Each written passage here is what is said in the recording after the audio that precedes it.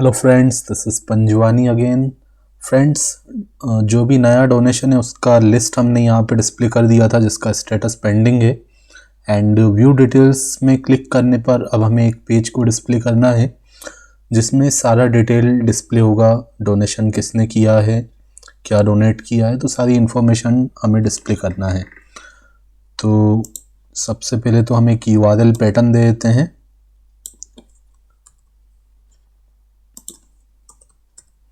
And इसका नाम मैं दे देता हूँ डोनेशन डिटेल या फिर view donation detail.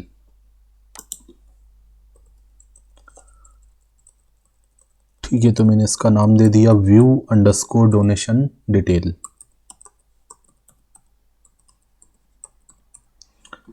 And function का नाम भी हम रखेंगे व्यू अंडरस्कोर डोनेशन डिटेल। ठीक है, मैं फंक्शन का नाम URL पैटर्न का नाम सेम रखता हूँ, आप डिफरेंट भी रख सकते हैं। ओके, बट जो नाम आपने यहाँ पे दिया है उसी नाम का फंक्शन आपको बनाना है। ठीक है, जो सेंटर में है वो फंक्शन का नाम है जो कि आपने views.py के अंदर बनाया है। ओके, तो हम बना लेते हैं फंक्शन। तो जस्ट एक सिंपल फंक्शन बनाते हैं, रेंडर करवा देते हैं, बाकी जो लॉजिक हमें लिखना है वो हम करेंगे। पहले तो जस्ट एक पेज को रेंडर करवा लेते हैं।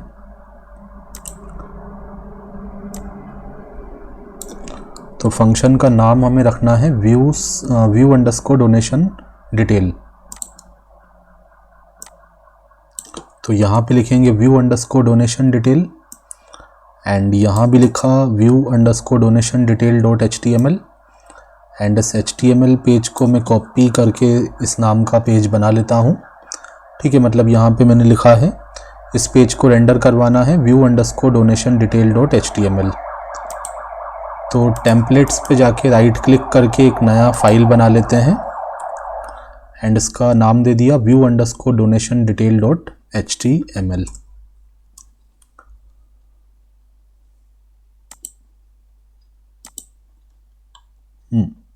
देन आफ्टर यहाँ पे हमें क्या करना है, यहाँ पे हमें आईडी के बेसिस पे डेटा डिस्प्ले करना है, मतलब पार्टिकुलर रिकॉर्ड का। जैसे यहाँ पे हमारे पास 2 रिकॉर्ड्स आ रहे हैं। अब पहले रिकॉर्ड का कुछ ना कुछ आईडी होगा एंड सेकंड रिकॉर्ड का भी कुछ ना कुछ आईडी होगा। तो उस आईडी को हमें यहाँ पे पास करना है URL पैटर्न में एंड उस आईडी के बेसिस पे हमें डेटा फिल्टर करके दिखाना है। तो यहाँ पे हम क्या करते हैं, यहाँ पे हमें एक पैरामीटर भी रिसीव करना पड़ेगा। ठीक है, ये तो हमारा URL पैटर्न इतना हमने बता दिया एंड उसके बाद हमें ये भी बताना पड़ेगा कि इस URL पैटर्न में हमें एक आईडी रिसीव होगा एंड वो आईडी कैसा रहेगा, इंटीजर रहेगा। तो मैंने यहाँ पे स्लैश लगा के लिख दिया इंटीजर कॉलन, मैंने नाम इसका दे दिया PID। ओके, एंड फिर आते हैं फंक्शन पे। तो यहाँ पे भी हम क्या करेंगे, जो हमारा फंक्शन है उसमें रिक्वेस्ट के बाद में कॉमा लगा के लिख दूंगा PID। ठीक है, तो जो भी पैरामीटर हमें URL में मिलेगा वो हमने यहाँ पे रिसीव कर लिया एंड उसके बेसिस पे अब हमें डेटा को फिल्टर करके सेंड करना है। लेकिन जो रिकॉर्ड हमें गेट करना है वो एक ही रिकॉर्ड गेट होगा क्योंकि आईडी तो सबका यूनिक होता है। जैसे अगर मैं इस वाले रिकॉर्ड के सामने जो व्यू डिटेल्स वाला लिंक है उस पर क्लिक करूँगा तो मुझे केवल पहले वाले रिकॉर्ड का डिटेल देखना है एंड सेकंड वाला जो रिकॉर्ड है उसके सामने जो व्यू डिटेल्स है उस लिंक पे जब क्लिक करूँगा तो मुझे केवल सेकंड वाले रिकॉर्ड का डिटेल देखना है। ओके, तो यहाँ पे मैं क्या करूँगा, गेट लगाऊंगा क्योंकि जब भी मुझे एक डेटा फैच करना है तो मैं गेट का यूज़ करूँगा एंड आईडी तो यूनिक होता है तो हम इसीलिए आईडी का यूज़ करेंगे। तो हमने आईडी को कंपेयर करवा लिया किससे, जो हमें आईडी मिलेगा पैरामीटर में एंड पैरामीटर में जो आईडी मिलेगा उसका नाम हमने क्या रखा है, PID। ओके, जो भी आपने नाम दिया हो, ज़रूरी नहीं है कि आपको यहाँ पे PID लिखना है, आप AID BID CID, ठीक है, या अकेला आईडी जो भी देना हो दे सकते हैं। ओके, तो डेटा हमें यहाँ पे मिल गया डोनेशन वेरिएबल में एंड इसको हमने यहाँ पे पास कर दिया view donation detail dot HTML के अंदर। अब आते हैं view donation detail dot HTML के अंदर एंड यहाँ पे सारा हमें डिटेल डिस्प्ले करना है, तो थोड़ा सा बड़ा सा पेज ये बनेगा, मतलब टेबुलर फॉर्म में दिखाना है। तो हम यहाँ पे कॉपी किसको कर सकते हैं, पेंडिंग वाले डोनेशन वाले पेज को कॉपी कर लेते हैं एंड यहाँ पे पेस्ट कर दिया। अब मैं क्या करता हूँ, यहाँ पे आप देखो एक्सटेंड तो हम करेंगे, ब्लॉक मेन बनाएंगे, कार्ड शेडो एंड सबसे पहले तो हेडिंग को चेंज कर लेते हैं। न्यू डोनेशन रिक्वेस्ट लिस्ट की जगह में क्या लिख दूंगा, view donation detail, view donation detail. ठीक है, ये हमने हेडिंग दे दी एंड उसके बाद ये टेबल तो हमें बनाना है बट थोड़ा सा डिफरेंट तरीके से हम बनाएंगे। तो ये टी हेड वगैरह मैं हटा देता हूँ, टी हेड टी बॉडी ये सब मैंने हटा दिया। ओके, एंड यहाँ पे ये डेटा टेबल भी नहीं लगाऊंगा तो इसको भी मैं हटा देता हूँ। जस्ट मैंने ये दोनों क्लासेस यूज़ कर ली एंड उसके बाद मैंने TR का यूज़ कर लिया, टेबल रो, क्योंकि यहाँ पे मल्टीपल रिकॉर्ड्स नहीं दिखानी, यहाँ पे एक ही रिकॉर्ड का डिटेल हमें दिखाना है टेबुलर फॉर्म में, तो यहाँ पे कोई फॉर लूप वगैरह नहीं रहेगा। TR आ गया, TR के अंदर हम क्या करते हैं, सबसे पहले तो इस रो को मैं सेंटर लाइन कर देता हूँ। ओके, एंड अब इसके अंदर मैं एक कॉलम बना लेता हूँ। तो मैंने यहाँ पे TD का यूज़ कर लिया एंड इसमें मैंने लिखा डोनर डिटेल्स। अब मुझे डोनेशन का डिटेल दिखाना है, तो सबसे पहले मैं डोनर का डिटेल दिखाना चाहता हूँ, किसने डोनेशन किया है ये भी हमें दिखाना है। तो एक बार इसको रिफ्रेश करते हैं, बट पहले हम लिंक प्रोवाइड कर देते हैं। तो लिंक हमें कहाँ पे देना है, पेंडिंग डोनेशन वाले पेज में, यहाँ पे। ठीक है, तो जहाँ पे ये हैश लिखा हुआ था उसकी जगह पहले हम लिंक प्रोवाइड कर देते हैं। ठीक है, मतलब URL पैटर्न दे देते हैं। तो यहाँ पे हम लिख देंगे view underscore donation detail and हमें ID पास करना है, तो i.id। ठीक है, डेटा फैच होके हर बार जब लूप चलेगा तो एक एक रिकॉर्ड i के अंदर आते जाएगा एंड इस i के थ्रू हमने कौन से कॉलम को एक्सेस किया, ID कॉलम को।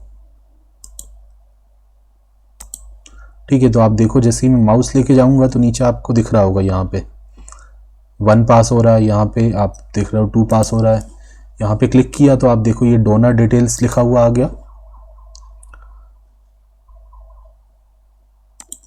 ओके, तो डोनर डिटेल्स, अब इसमें जो भी स्टाइलिंग वगैरह करना है, कलर वलर देना है, वो आप दे सकते हैं।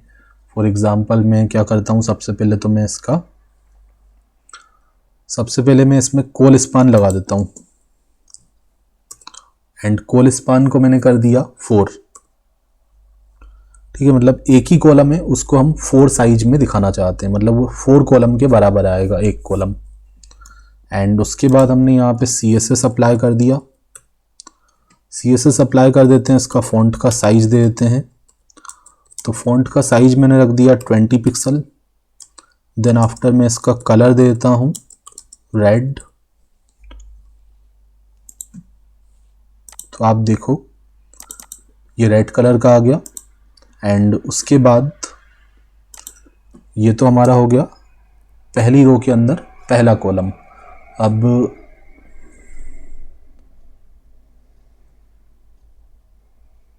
अब मैं एक और रो बना लूंगा। तो मैं क्या करूंगा, हर रो में 4-4 कॉलम्स का यूज करूंगा, बट पहली रो में मैंने एक ही कॉलम यूज किया, उसी को मैंने 4 साइज दे दिया है। ठीक है, तो हर रो में मैं 4-4 कॉलम्स का यूज करने वाला हूं एंड अगर जहां पे मुझे 4 कॉलम्स का यूज नहीं करना है, 2 ही कॉलम का यूज करना है, तो मैं उसको डिवाइड कर सकता हूं कोल स्पान के थ्रू, एक्सपांड करके 2-2 के फॉर्म में दिखा दूंगा।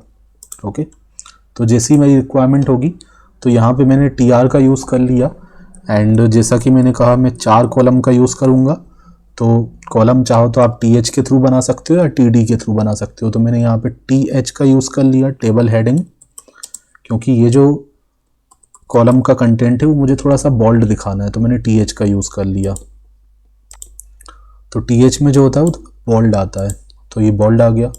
तो डोनर नेम लिखा, अब मुझे डोनर का नाम दिखाना है, तो वो मैं दिखा दूंगा थोड़ा सा लाइट फॉर्म में, तो TD के अंदर लिख दिया टेबल डेटा। एंड अब डोनर का नाम कैसे आएगा, आप देखो यहाँ पे मैंने पास किया है किसको, डोनेशन को। डोनेशन को पास किया है, तो आपको पता होगा models.py के अंदर अगर आप देखोगे models.py, तो डोनेशन के अंदर हमने फॉरेन की यूज़ किया है किसको, डोनर को। ठीक है, तो मतलब डोनेशन टेबल का अगर मेरे पास डेटा है तो मैं उसके थ्रू डोनर टेबल का डेटा भी एक्सेस कर सकता हूँ, क्योंकि यहाँ पे इसको मैंने फॉरेन की बनाया है। तो वही मैं करूँगा।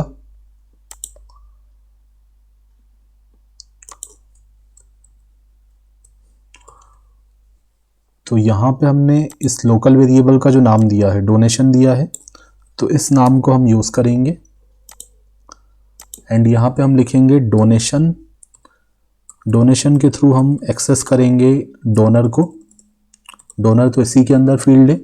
एंड फिर डोनर क्या है, हमारा फॉरेन की है, तो उसके थ्रू हम एक्सेस करेंगे यूज़र को, क्योंकि डोनर के अंदर हमारा फॉरेन की था यूज़र, उसको एक्सेस किया।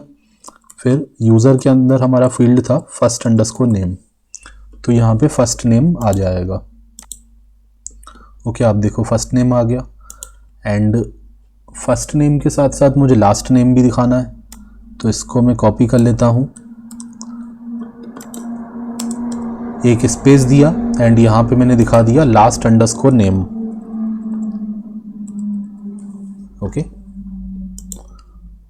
तो ये लास्ट नेम आ गया, फर्स्ट नेम लास्ट नेम दोनों आ गया। तो सबसे पहले तो हमने नाम डिस्प्ले कर दिया, एंड इसी तरीके से हम क्या डिस्प्ले कर देंगे, नेक्स्ट हम डिस्प्ले कर देंगे डोनर का कॉन्टेक्ट नंबर। तो ये हमारा सेकंड वाला जो रो है उसके अंदर मैंने 2 कॉलम्स बना दिए, बट मैं 2 कॉलम्स और बनाऊंगा, 4-4 कॉलम का कंसेप्ट मैं यहाँ पे यूज़ करूँगा एक रो के अंदर।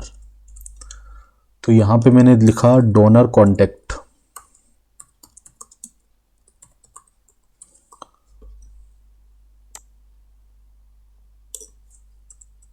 एंड यहाँ मैं लिखूंगा डोनेशन डॉट डोनर।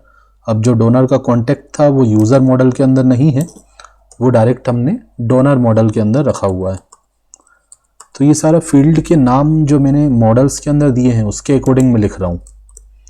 ठीक है, मैं डायरेक्टली यहाँ पे नहीं लिख रहा हूँ। आप देखो डोनर के अंदर मैंने फील्ड दिया हुआ है कॉन्टेक्ट, वॉलंटियर के अंदर भी है, डोनर के अंदर भी है। तो जो आपने यहाँ मोबाइल दिया है तो मोबाइल लिखेंगे, कॉन्टेक्ट दिया है तो कॉन्टेक्ट लिखेंगे, कॉन्टेक्ट नंबर लिखा है अगर आपने फील्ड का नाम तो कॉन्टेक्ट नंबर लिखेंगे। ओके, कॉन्टेक्ट नंबर हो गया, एंड इसको मैं डिस्प्ले कर देता हूँ। तो ये कॉन्टेक्ट नंबर भी आ गया, डेटा फैच हो रहा है। एंड इसी को हम कॉपी कर लेते हैं, एक और रो बनाते हैं।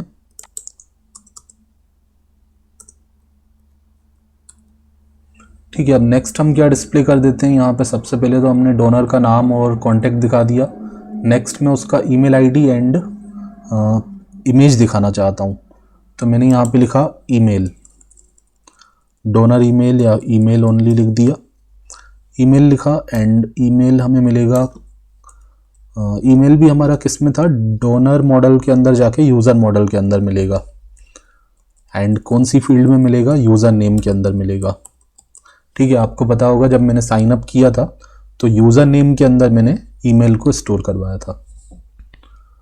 And donation pic, donor pic. ठीक है, जो भी हमारा डोनेटर है जिसने डोनेट किया उसका इमेज हमें डिस्प्ले करना है, तो यहाँ पे हम लिख देंगे donation, donation dot donor dot, and मैंने फील्ड का नाम क्या दिया था, यूज़र पिक। एंड जब भी आपको इमेज डिस्प्ले करवाना है तो आप क्या करोगे, डॉट के बाद URL भी लिखोगे। एंड अब इमेज डिस्प्ले करना है तो TD के अंदर तो आएगा नहीं इमेज, हमें IMG के अंदर रखना पड़ेगा। तो IMG SRC एंड यहाँ पे डबल कोट्स के अंदर या सिंगल कोट्स के अंदर इसको लिख देंगे। कुछ हाइट और विड्थ सेट कर दें तो ज़्यादा अच्छा रहेगा, क्योंकि इमेज अगर बड़ी होगी तो ज़्यादा बड़ी दिखाई देगी एंड कभी छोटी होगी तो छोटी आ जाएगी। तो एक प्रॉपर विड्थ हाइट आए हमेशा, भले इमेज बड़ी हो या छोटी हो, बट मैं चाहता हूँ विड्थ हमेशा 50 पिक्सल आए एंड हाइट भी कर देता हूँ 50 पिक्सल। ओके, तो आप देख रहे हो इस तरीके से ये इमेज आ गया। ओके, उसके बाद मैं डोनेशन का डिटेल दिखाना चाहता हूँ। ठीक है, तो ये मैंने कुछ डिटेल डिस्प्ले किया डोनर का, देन आफ्टर मुझे डोनेशन का डिटेल दिखाना है।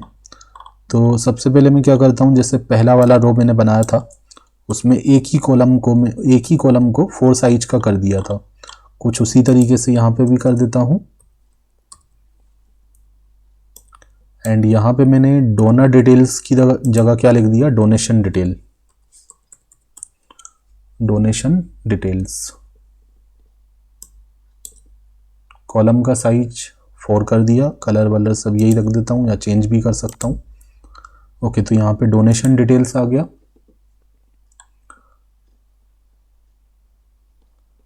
ठीक है, अब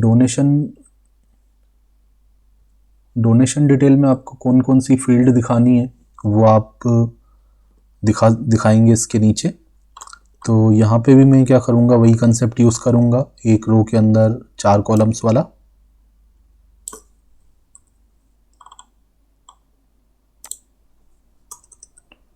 ठीक है, तो सबसे पहले तो मैं दिखा देता हूँ डोनेशन का नाम,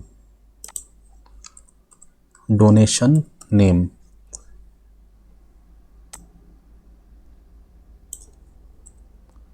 एंड डोनेशन नेम तो हमें डोनेशन मॉडल के अंदर ही मिलेगा, तो हम क्या लिखेंगे, डोनेशन नेम। ठीक है, डोनेशन नेम नाम का मैंने फील्ड बनाया था डोनेशन मॉडल के अंदर। एंड उसके बाद डोनेशन नाम के बाद मैं दिखा देता हूँ डोनेशन का पिक।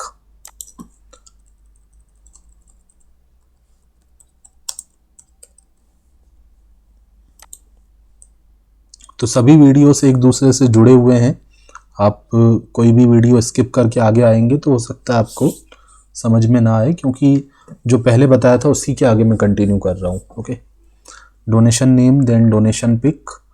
तो डोनेशन का पिक दिखाना है तो इसी को मैं कॉपी कर लेता हूँ, यहाँ पे जो IMG मैंने यूज़ किया था।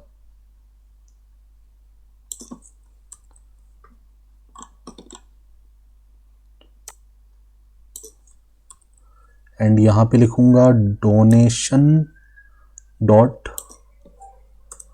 पिक, यूज़र पिक की जगह donation pic and you Adil. तो इतना चेक करते हैं, तो ये कुछ इस तरीके का आ गया, डोनेशन का नाम भी आ गया, डोनेशन का पिक भी आ गया। उसके नीचे जाते हैं, इसी तरीके से यही कंसेप्ट यूज़ करते हैं।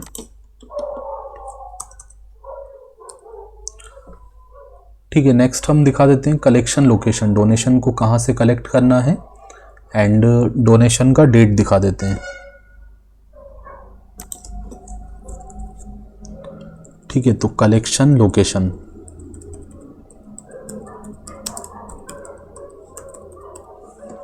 तो कलेक्शन लोकेशन के लिए मैंने लिखा donation.collection लोकेशन।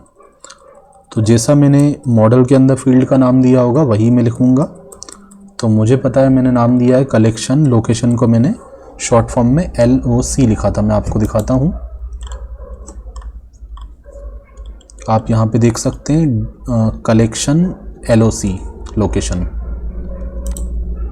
एंड उसके बाद मैं दिखा देता हूँ डोनेशन का डेट, कि ये जो डोनेशन की रिक्वेस्ट आई है वो किस डेट को आई है। तो donation date.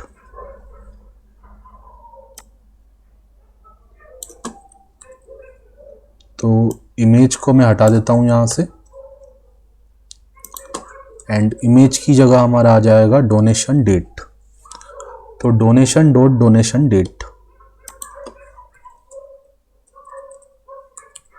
Donation date and इतना हम देख लेते हैं।